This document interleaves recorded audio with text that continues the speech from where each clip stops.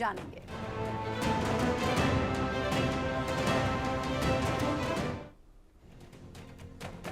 आप देख रहे हैं इंडिया न्यूज और अब बात भार्गवास्त्र के दम की। पाकिस्तान के से बीच में जो तनाव चल रहा है, यानी कि भारत पाकिस्तान के बीच जो टेंशन के हालात हैं, उसमें भारत ने एक ऐसा विनाशक हथियार तैयार किया है जो दुश्मन के ड्रोन को हवा में ही खाक कर देगा। पाकिस्तान चाहे कितने ड्रोन भेजे, उसे पटाखों की तरह जला देगा। भारत के इस महाविनाशक हथियार का नाम है भार्गवास्त्र, जो कि एंटी ड्रोन सिस्टम है। इसका नाम भगवान विष्णु के अंशावतार परशुराम के अस्त्र के नाम पर रखा गया है। और जब ड्रोन सबसे बड़ा खतरा बन चुके हैं, तब भारत का भार्गवास्त्र कैसे दुश्मन के ड्रोन का काल बनेगा और जंग के हालात में कैसे गेम चेंजर साबित होगा, आज इसी मुद्दे पर बात करेंगे। लेकिन उससे पहले रिपोर्ट देखिए, भार्गवास्त्र की खासियत और ताकत क्या है।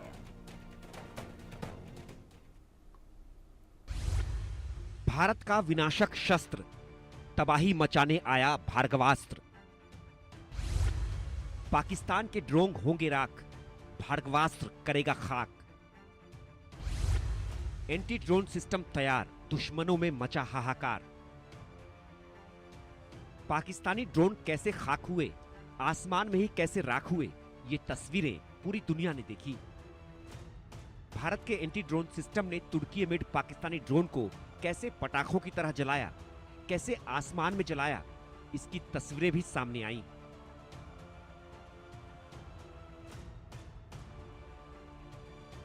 लेकिन अब भारत ने एक ऐसा हथियार तैयार किया है जो इन एंटी ड्रोन सिस्टम से भी घातक है।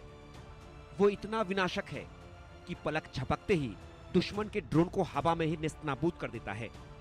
नाम है भार्गवास्त्र। भार्गवास्त्र एक multi layer anti drone system है। छोटे और झुंड में आने वाले ड्रोन्स को तबाह करने के लिए तैयार किया गया है।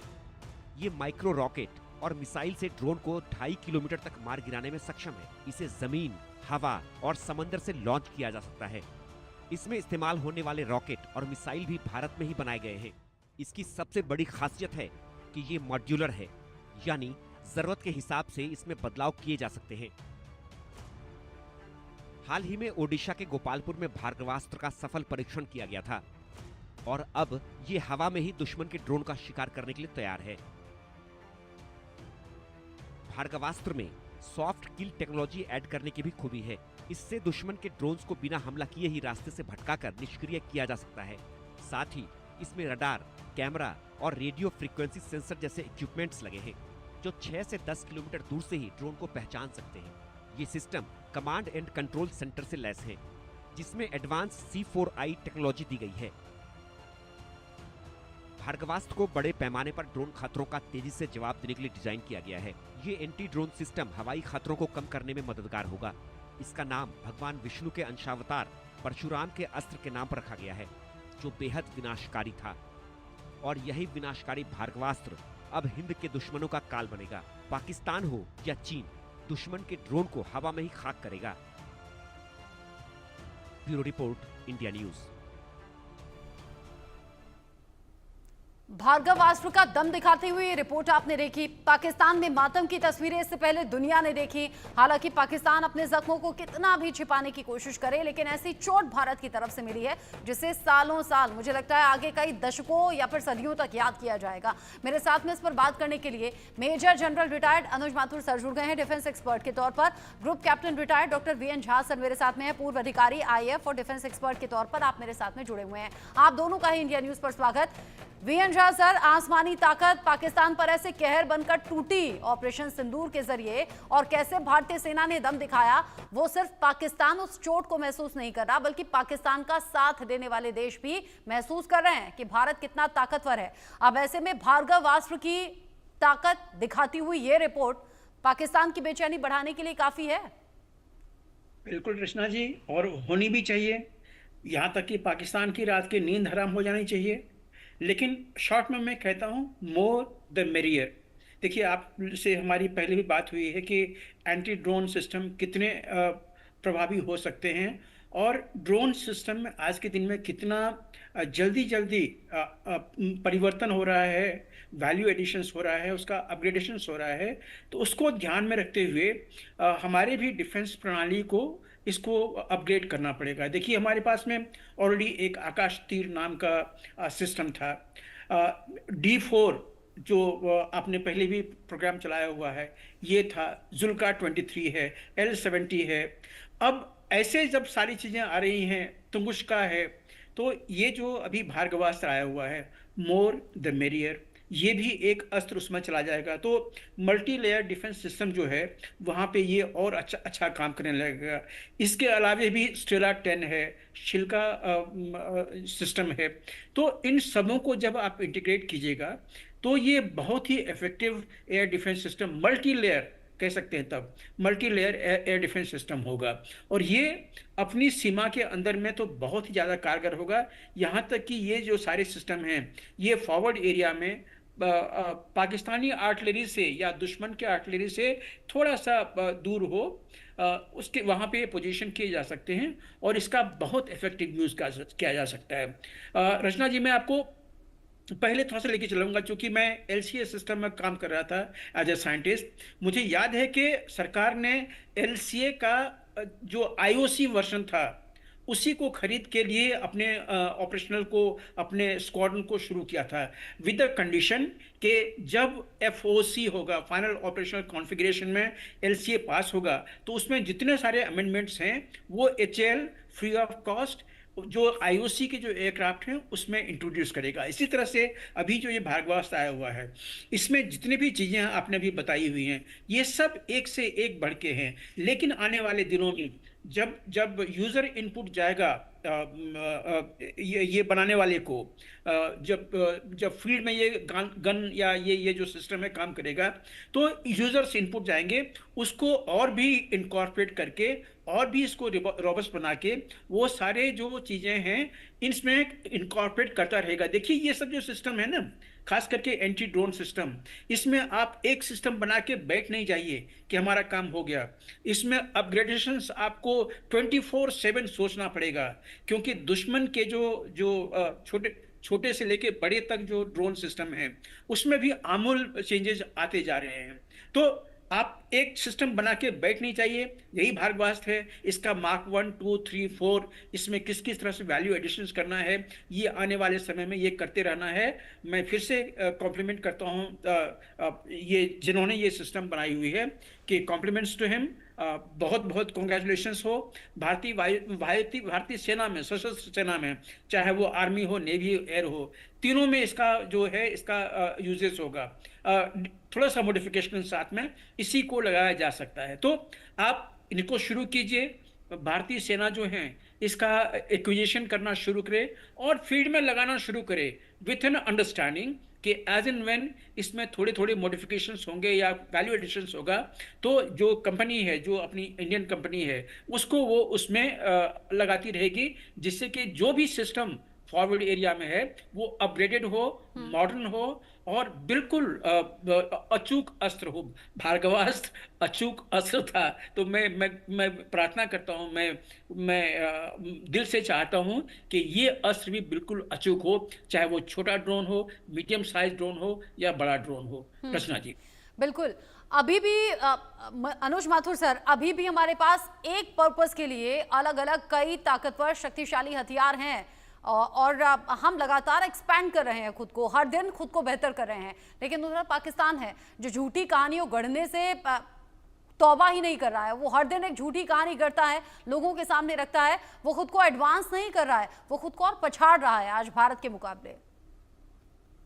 और उसमें देखिए, बिल्कुल बिल्कुल आप सही कह रही हैं। इससे पहले कि हम आगे बढ़े, मैं थोड़ा सा भार्गवास्त्र के बारे में एक दो बातें बताऊंगा। एक तो नाम, ये ऋषि भृगु से प्राप्त हुआ था भगवान परशुराम को, और इस अस्त्र ये बहुत घातक विनाशकारी अस्त्र था। और इस अस्त्र की ये खासियत थी कि ये तमाम ग्रहों को नुकसान पहुंचाने में सक्षम था। और वो ग्रहों के साथ ही, उसी के साथ जब हमने देखा है कि ये बहुत बड़े स्टॉर्म ड्रोन्स को एक साथ नेस्त नाबूद करने में, उनको काउंटर करने में काबिल है। इसलिए ये बहुत बेहतरीन तरीके से इस नाम का चुनाव किया गया है। आजकल हम नाम बहुत अच्छी तरह से चीज चुन रहे हैं। ये ग्रहों को करता था और ये ड्रोन्स को करेगा। देखिए, दो चीजें होती हैं। जब ड्रोन फायर होते हैं तो वो उनका जो जो जो रेडार इमेज है वो बहुत कम होती है। इसका जो रेडार है वो इस प्रकार से डिजाइन किया गया है कि वो छोटे से छोटे रडार सिग्नेचर को पकड़ करके और उनको न्यूट्रलाइज करवा सकता है। पॉइंट नंबर 1, जैसे झा साहब ने पूरी तरह से अच्छी तरह समझा दिया है।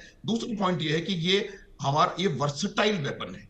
और ये वर्सेटाइल का मेरा मतलब ये है कि 5000 मीटर समुद्र तल से ऊंचाई तक ये काम कर सकता है सुचारू रूप से। इससे हम इसको किसी भी टेरेन में, शायद सियाचिन ग्लेशियर को छोड़ के पूरे भारतवर्ष में किसी भी टेरेन में इसको हम ड्रोन के खिलाफ डिप्लॉय कर सकते हैं और ये बहुत बेहतरीन रिजल्ट्स हमको दे सकता है। देखिए, आज की परिस्थिति में जिस प्रकार के युद्ध हर जगह हो रहे हैं, अभी थोड़ी देर पहले आप रशिया और यूक्रेन की बात कर रही थी, हर जगह एक स्वॉर्म ड्रोन का कॉन्सेप्ट आता जा रहा है। वो एक बहुत जबरदस्त थ्रेट है आज की तारीख में और बिल्कुल रियल थ्रेट है। और ये थ्रेट हमने 8 और 9 मई को इसको देखा है हमने, लेकिन हम उसको पूरी तरह से काउंटर करने में कामयाब रहे। अब इस प्रकार का ये एक और अस्त्र आ जाएगा जब इसके बिना हम पूरी तरह से उनके 400-500 ड्रोन्स का एक साथ अटैक हुआ है उसको काउंटर कर पाए हैं, तो इसके साथ वो और पुख्ता हो जाएगी हमारी एयर डिफेंस। देखिए, आपको आवश्यकता, जब भी आप एयर डिफेंस की बात करते हैं तो आपको एक ऐसी जबरदस्त integrated air defence weapon systems की एक ग्रिड का, मल्टी लेयर्ड ग्रिड की आवश्यकता होती है, ताकि किसी भी प्रकार का आसमानी जो विपदा अगर आ रही है तो उसको काउंटर करने के लिए कोई ना कोई वेपन सिस्टम वहां पर हो और कोई ना कोई इलेक्ट्रॉनिक फेंस लगी हुई हो, ताकि कोई ना कोई उसको डिटेक्ट और आइडेंटिफाई करने के लिए आपके पास रेडार सिस्टम हो। और हमने इस बार यही सबसे ज्यादा सफलता प्राप्त की थी कि हम, मेरे ख्याल से सर क्रीक से लेके सियाचिन ग्लेशियर तक एक बहुत बेहतरीन इफेक्टिव इलेक्ट्रॉनिक फेंस बनाने में काबिल रहे थे कि कोई भी एरियल जो ऑब्जेक्ट है वो हमारे तरफ बिना डिटेक्ट हुए नहीं आ पाया, पहली बात। और उसके अलावा हमने एक multi layered air defence grid, जिसमें छोटे से छोटा एयर डिफेंस वेपन, जो कि इन्फेंट्री बटालियन के पास shoulder fired air defence guns हैं, उनसे लेकर के इंडियन एयरफोर्स के एयर डिफेंस एयरक्राफ्ट तक सबको एक ब्यूटीफुल ग्रिड में इंटीग्रेट किया था। तो अब आपके पास आइडेंटिफिकेशन और डिटेक्शन बिल्कुल हो गया और उसके तुरंत बाद कोई ना कोई वेपन सिस्टम कहीं ना कहीं हर जगह आपको मौजूद मिला जो कि इनको इफेक्टिव तौर पे इनको काउंटर कर पाया।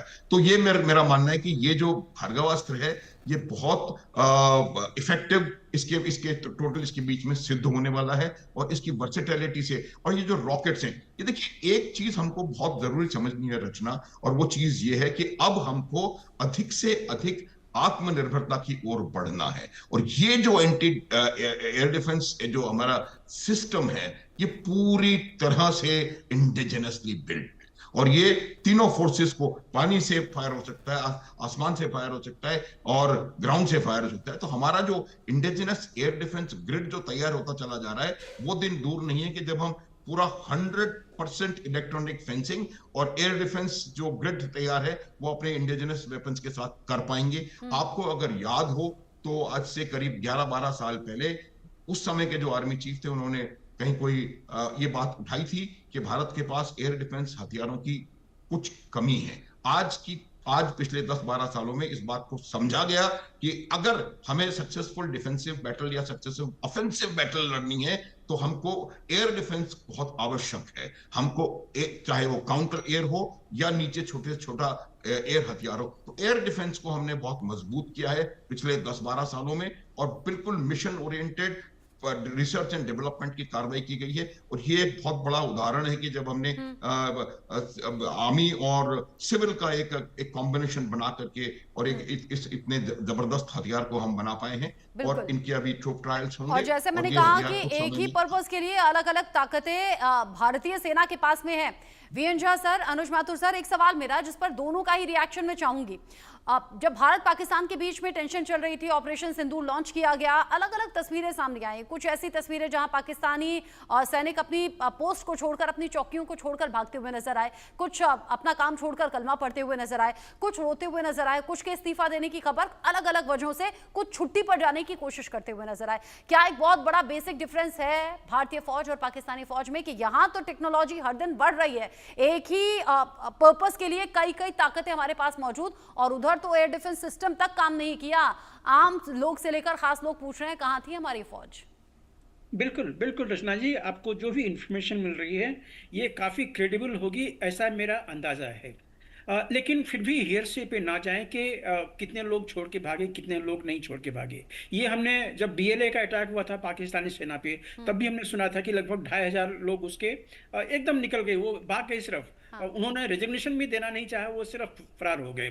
तो ये चीजें होती हैं कि लोगों के सेना के मानसिकता पे पड़ती है। जब भी उसके ऊपर में ऐसा प्रहार होगा जो कि जिसका कि काट सेना के पास में नहीं है, तो ऐसे लोग जो कि खास करके पैसे के लिए या खाना उनको वहां पे सेना में मिलता है इसके लिए आते हैं, वो देशभक्ति के लिए नहीं आते हैं। तो ऐसे लोग जरूर भागेंगे वहां पे। लेकिन रचना जी, एक छोटा सा मेरा भारत सरकार से या भारतीय सेना से एक रिक्वेस्ट है कि हम लोग सिर्फ पाकिस्तान सेंट्रिक ना सोचें। ये जो ड्रोन सिस्टम आया था, चाहे वो टर्की का हो चाहे चाइना का हो, एकदम ठीक। तो जो चीजें हमने देखी हैं, जिसको हमने गिराई है, तो बहुत अच्छा किया हुआ है। लेकिन मैंने आपको कहा था, जब हम लोग यहाँ पे बात कर रहे हैं टेबल पे, तब किसी न किसी लैब में किसी न किसी ड्रोन में वैल्यू एडिशन चल रहा होगा। तो इसीलिए हम आगे की सोचें कि आगे के दिन में ड्रोन टेक्नोलॉजी में क्या क्या आमूल चेंजेस होने वाले हैं दुश्मन के ड्रोन सिस्टम में, जिसको कि हमें फेस करना होगा। और यहीं पे आता है कि सिर्फ पाकिस्तान सेंट्रिक नहीं, हमारे लिए पूरा एलओसी। मैं समझ गई, आप ये कह रहे हैं कि सिर्फ पाकिस्तान का ही ना सोचें, आगे टू फ्रंट वॉर यानी कि पाकिस्तान और चीन के लिहाज से भी सोचें। और बांग्लादेश में भी पिछले दिनों हालात बदले हैं, तो आगे भारत के लिए चुनौतियां अलग अलग तरीके से होने वाली हैं, और इसीलिए हर दिन भारत की जो फौज है वो अपनी ताकत बढ़ा रही है। एंड कॉमेंट आपका अनुज माथुर सर। मैं आपको बिल्कुल साफ बता रहा हूं, आपका जो प्रश्न है उसका उत्तर यह है कि पाकिस्तान की सेना में खौफ था। खौफ किस वजह से था? दो प्राइमरी उसकी वजह है। पहली वजह भारत की एक प्रबल राजनीतिक इच्छा शक्ति, political will, solid political will, और दूसरा भारत की मिलिट्री कैपेबिलिटी। और मिलिट्री कैपेबिलिटी भी वो मिलिट्री कैपेबिलिटी जो कि इंडिजिनसली बिल्ट होती जा रही है। तो एक भारत, श्रेष्ठ भारत, समृद्ध भारत, आत्मनिर्भर भारत, इसने खौफ पैदा किया था पाकिस्तान के दिल में। और दूसरी बात मैं बताता हूं, जो जहां साहब ने बोला, बहुत बेहतरीन बोला, हमको लेटेस्ट कटिंग एज टेक्नोलॉजी में दुनिया से आगे निकलना है। पाकिस्तान की बात नहीं है, चाइना की बात नहीं है, हमें लेटेस्ट टेक्नोलॉजी डेवलप करनी है ताकि कहीं से भी कोई भी हथियार ये दोनों देश ला करके हमारे खिलाफ लगा सकें, उसका काट हमारे पास हो रचना एकदम। और इसीलिए हर दिन ये कोशिशें होती भी हैं, और हर दिन एक नई रिपोर्ट लेकर हम आते भी हैं कि कैसे सेना की ताकत बढ़ी है और आगे बढ़ने वाली है। बहुत शुक्रिया आपका Anuj Mathur sir, VN Jha sir, India News के साथ जुड़ने के लिए, अपना प्रीशियस टाइम